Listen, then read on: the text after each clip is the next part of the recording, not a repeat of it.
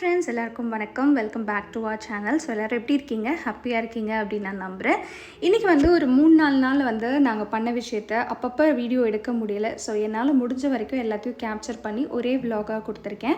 So Chandrayaan launch ஆன August 23 எடுத்த vlog தான் இது. ஸோ அன்றைக்கி வந்து ரொம்ப ஹாப்பியான ஒரு மூமெண்ட் தான்.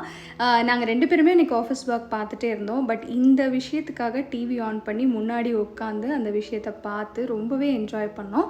அது வந்து ரொம்ப ப்ரௌடான ஒரு மொமெண்ட்டாக இருந்தது. அதுக்கப்புறம் வீட்டில் கொஞ்சம் குட்டி குட்டி வேலைகள் தான் இருந்தது. துணி மடித்து வைக்கிறது, அதுக்கப்புறம் கிச்சன் கவுண்டர் டாப்பெல்லாம் க்ளீன் பண்ணிவிட்டு அந்த டேவை நாங்கள் கம்ப்ளீட் பண்ணோம். நைட் வந்து முக்கால்வாசி எப்போவுமே வந்து மிஸ் ஆகாது. எப்பவும் ஏதாவது ஒரு சமயத்தில் மட்டும்தான் துணி மடிக்காமல் இருப்பேன். மற்றபடி எல்லா நாளுமே துணியை மடித்து கபோர்டில் வச்சிடுறது. ஸோ அடுத்தது வந்து நான் சண்டே தான் வீடியோ எடுக்க தொடங்கினேன். அன்றைக்கி வந்து ரொம்ப ப்ளசண்ட்டான ஒரு டேவாக தான் இருந்தது. நல்ல மழை காலையில். ஸோ அதனால் வந்து என்னோடய டே எப்போவுமே வந்து பைபிள் படிச்சுட்டு ப்ரேயர் பண்ணிவிட்டு அப்புறம் தான் ஸ்டார்ட் ஆகும். ஸோ அன்றைக்கும் அந்த மாதிரி தான் இருந்தது. மேகி வந்து பயங்கர அட்டகாசம் பண்ணிகிட்டு இருந்தா. அன்றைக்கி காலையில் என்னை வந்து படிக்கவே விடலை. அவளை வந்து திட்டிட்டு ஓரமாக உட்கார வச்சுருந்தேன். ஸோ இன்றைக்கி வந்து என்னோடய சிஸ்டர் இன் லா வீட்டுக்கு போக பிளான் இருந்தது. ஸோ அதனால் காலையில் மட்டும்தான் டிஃபன். ஸோ கடகடன்னு வந்து ஒரு சிம்பிளான ரெசிபி செஞ்சாச்சு. இன்றைக்கி வந்து ராகி சேமியாவில் வந்து உப்புமா மாதிரி பண்ணுவோம்ல, நம்ம சர்க்கரை, நாட்டு சர்க்கரை, அதுக்கப்புறம் வந்து தேங்காய்லாம் போட்டு சாப்பிடும்போது நல்லாயிருக்கும். ஒரு ஹெல்த்தியான பிரேக்ஃபாஸ்ட்டும். நான் வந்து தண்ணியில் டக்குன்னு போட்டுட்டு உடனே எடுத்துட்டு ஸ்டீம் பண்ணிவிட்டு தேங்காயும் சர்க்கரையும் போட்டு அன்றைக்கி நாங்கள் சாப்பிட்டுட்டு நான் சர்ச்க்கெல்லாம் போயிட்டு வந்ததுக்கப்புறமா நாங்கள் அவங்க வீட்டுக்கு கிளம்பினோம். இன்றைக்கி வந்து என் ஹஸ்பண்டோட கசின் வந்து ஊர்லேருந்து வந்திருந்தாங்க. அவங்கள கொண்டு போய் ஏர்போர்ட்டில் விடணும். ஸோ அதுக்காக தான் நாங்கள் அவங்கள மீட் பண்ணிவிட்டு அதுக்கப்புறம் ஏர்போர்ட்டுக்கு போயிட்டு அதுக்கப்புறம் அவங்கள விட்டுட்டு திருப்பி வீட்டுக்கு ரிட்டர்ன் ஆகணும். மேகி வந்து ரொம்ப நல்லா கோஆப்ரேட் பண்ணால். அவள் எங்கள் கூட வரல, வீட்லேயே விட்டுட்டு தான் போனோம். இவ்வளோ லாங் டைம் நாங்கள் அவளை விட்டுட்டே போனதில்லை. ஆனால் சமத்தாக இருந்தா.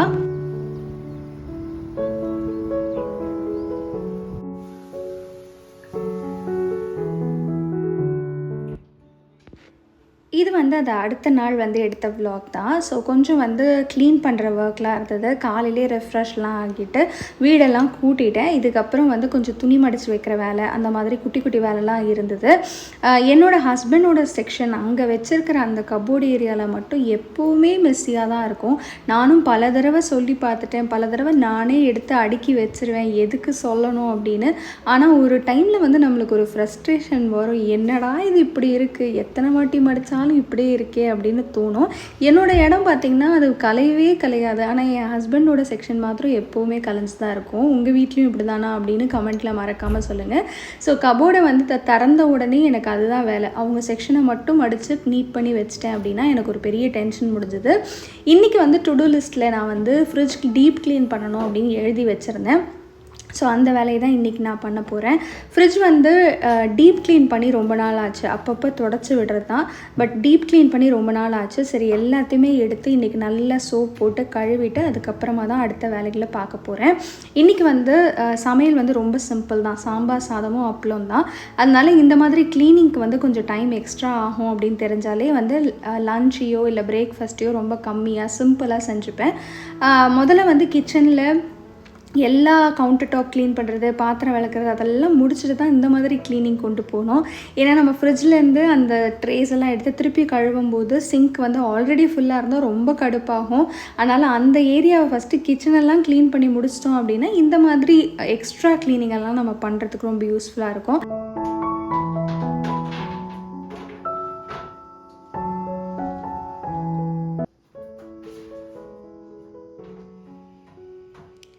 ட்ரேஸ் எல்லாம் வந்து ஃபஸ்ட்டு நல்லா சோப் போட்டு வாஷ் பண்ணிவிட்டு, இன்றைக்கி வந்து மழை அடிக்கிற மாதிரி தான் இருக்குது. பெருசாக கிளைமேட் வெயிலெலாம் இல்லை. பெருசாக வெளியில் காய வச்சு காயுமா அப்படின்னு தெரியல. இது வந்து எப்படியும் ஃப்ரிட்ஜ்குள்ளே தான் வைக்க போகிறோம். திருப்பி வெட்டாக தான் இருக்கும். அதுக்காக ஓரளவுக்கு மாய்ஸ்சர் போனதுக்கப்புறமா திருப்பி ஃப்ரிட்ஜில் வச்சிடலாம் அப்படின்னு சொல்லி கொஞ்சம் நேரம் பால்கனியில் வைக்க போகிறேன், அவ்வளோதான்.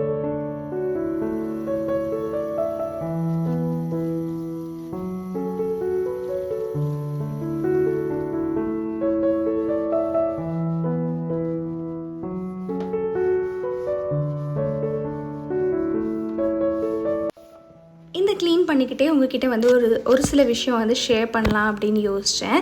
ஸோ வந்து நான் வந்து ரொம்ப ஆர்கனைஸ்டான பர்சனா அப்படின்னு கேட்டிங்கன்னா, நான் வந்து மேக்ஸிமம் வந்து ஆர்கனைஸ்டாக இருக்க ரொம்ப ரொம்ப ட்ரை பண்ணுவேன். அங்கங்கே சில நேரம் வந்து நம்மளோட ஹெல்த்னால இல்லைனா வந்து மென்டல் ஸ்ட்ரெஸ் இந்த மாதிரி ஃபிசிக்கலாக மென்டலாக நம்ம வந்து சரியாக இல்லாதப்போ வந்து நம்மளால் எல்லாமே ஆர்கனைஸ்டாக வைக்க முடியும் அப்படின்னு சொல்ல முடியாது. ஸோ அதே மாதிரி தான் ஒரு பர்சன் தான். எனக்கு வந்து வச்சிருக்கிற இடம் வந்து எப்போவுமே நீட்டாக இருக்கணும், ஆர்கனைஸ்டாக இருக்கணும். எங்கேயாவது போகணும் அப்படின்னாலுமே பங்க்சுவலாக போகணும், அந்த மாதிரி யோசிக்கிற ஆள் தான் நான். எனக்கு வந்து இந்த மாதிரி ஆர்கனைஸ்டாக இருக்கிறதுக்கு வந்து பழக்கம் எப்படி வந்துச்சு அப்படின்றது தான் நான் இந்த வீடியோவில் உங்கள் கூட ஷேர் பண்ணிக்க போகிறேன்.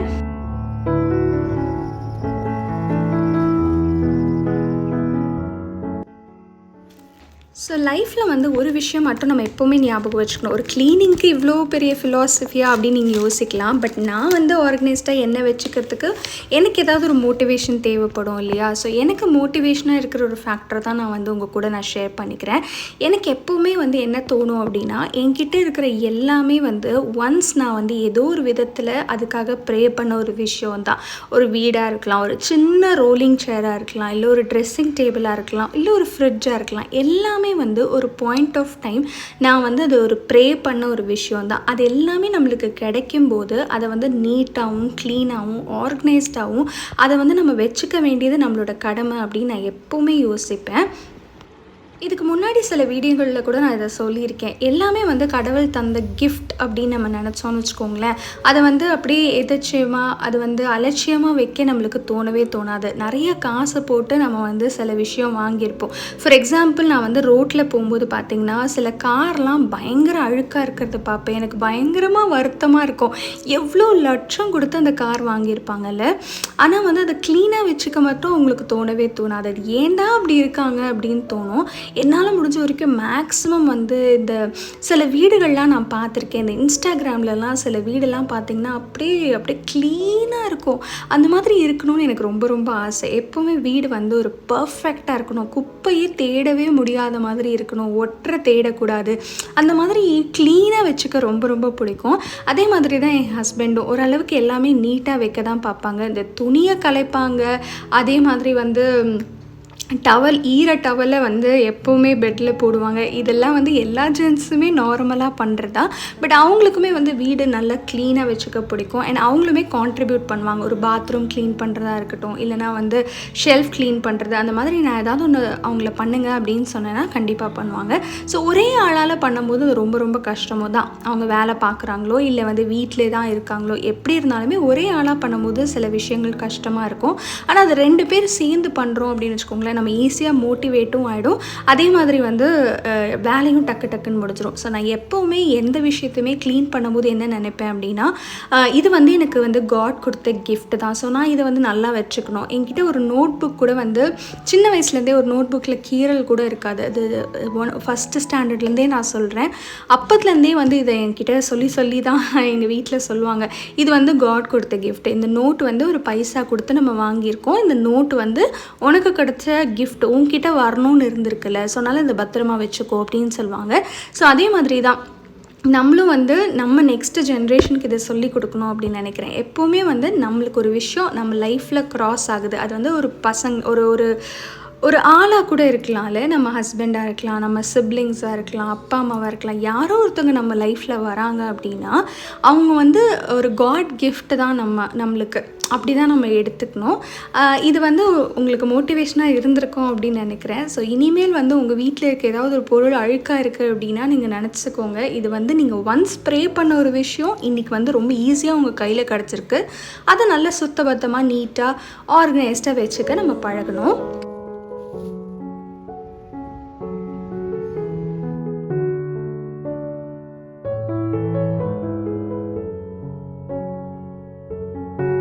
நான் சொன்ன மாதிரி ஒன்ஸ் ப்ரே பண்ண விஷயம் அப்படின்னு நான் சொன்னேன் பார்த்தீங்களா, இந்த வீடு அப்படின்றத வந்து நான் ரொம்ப ரொம்ப வருஷமாக ப்ரே பண்ண ஒரு விஷயம் தான். எனக்குன்னு ஒரு சொந்த வீடு இருக்கணும். அதாவது அப்பா அம்மா வீடு இருக்குது, அது வேறு விஷயம். பட் என்னோடய ஏர்னிங்ஸில் நான் வந்து ஒரு சொந்தமாக ஒரு வீடு வாங்கணும் அப்படின்றது எனக்கு ரொம்ப ரொம்ப பெரிய கனவாக இருந்திருக்கு. அதுக்காக நான் ப்ரேயும் பண்ணியிருக்கேன். இன்றைக்கி வந்து பை காட் வில்லிங் நாங்கள் ஒரு ஃபேமிலியாக மாறி நாங்கள் ஒரு வீடு வாங்கும் போது அந்த வீட்டை வந்து நீட்டாக வச்சுக்கிறது ஒரு பெரிய பெரிய கடமை நம்மளுக்கு. நம்ம வி ப்ரேட் ஃபார் தட்ல ஒன்ஸ் நம்ம அதுக்காக ப்ரே பண்ணியிருக்கோம், அது நம்மளுக்கு இப்போ கிடச்சிருக்கு அப்படின்னா அதை நீட்டாக வச்சுக்கணும். அதே மாதிரி இந்த ஃப்ரிட்ஜு வந்து நான் எப்போ வந்து துடைக்கும் போதோ டீப் க்ளீன் பண்ணும்போதோ ஒரு விஷயம் மாத்திரம் என் மண்டையில் ஓடிக்கிட்டே இருக்கும். ரொம்ப சின்ன பிள்ளையில எனக்கு வியர்டாக ஞாபகம் இருக்கிற ஒரு விஷயம் இருக்குன்னா, என்னோடய சொந்தக்காரங்க வீட்டுக்கு அடிக்கடி வாரம் வாரம் போகிற ஒரு சொந்தக்காரங்க தான் பக்கத்துலேயே இருந்தாங்க. அவங்க வீட்டில் அந்த டைமில் ஃப்ரிட்ஜ் இருந்தது. அப்போல்லாம் ஃப்ரிட்ஜ் வந்து ஒரு வீட்டில் இருக்குன்னா அது ரொம்ப பெரிய விஷயந்தான். அவங்க வீட்டில் ஃப்ரிட்ஜ் இருந்தது. அப்போ எங்கள் வீட்டில் ஃப்ரிட்ஜ் இல்லை. ஃபஸ்ட்டு டைம் எங்கள் வீட்டில் ஒரு ஃப்ரிட்ஜ் கூட அதுக்கு முன்னாடி இருந்ததில்லை. நான் வந்து அவங்க வீட்டில் போய் அந்த சில்லு காற்று வர்றதுக்காக திறந்து மூடுவேன். சின்ன பிள்ளை தான். இப்போவும் நம்ம வீட்டில் யாராவது வந்து அப்படி பண்ணாங்கன்னா நம்மளுக்கு கோவம் வரலாம். ஆனால் அந்த டைமில் நான் பண்ணும்போது அவங்க சொன்னாங்க அப்படிலாம் பண்ணக்கூடாது அப்படின்னு ஒரு அதட்டினாங்க. ஸோ நான் எப்போவுமே யோசிச்சே வைப்பேன், அந்த மாதிரி ஃப்ரிட்ஜ் வந்து நம்மளுக்கு இந்த மாதிரி டபுள் டோர் ஃப்ரிட்ஜ் வாங்கணும் அப்படின்லாம் யோசிச்சிருக்கேன். சரி, நம்ம அது வந்து ரொம்ப சின்ன பிள்ளையில் நம்ம ஆசைப்பட்ட ஒரு விஷயமா இருக்கலாம். அதுக்கப்புறமா கொஞ்சம் வருஷத்துலேயே கூட நம்மளுக்கு நடந்திருக்கலாம். எங்கள் வீட்டில் இப்போவுமே நான் சொல்லணும் அப்படின்னா எங்கள் அம்மா அப்பா வீட்டில் இது வரைக்கும் 2 ஃப்ரிட்ஜ் தான் மாற்றிருக்காங்க அப்படின்னு நினைக்கிறேன். அது கூட ஒரு வாட்டி வந்து இந்த இடி விழுந்து அந்த மாதிரி ப்ளக்கில் ஷார்ட் ஆகி போன ஒரு ஃப்ரிட்ஜ் தான். ஸோ எப்போவுமே எல்லாத்தையுமே நீட்டாக வச்சுக்க பழகணும். இந்த வீடியோ உங்களுக்கு பிடிச்சிருக்கும் நம்புறேன். See you all next time.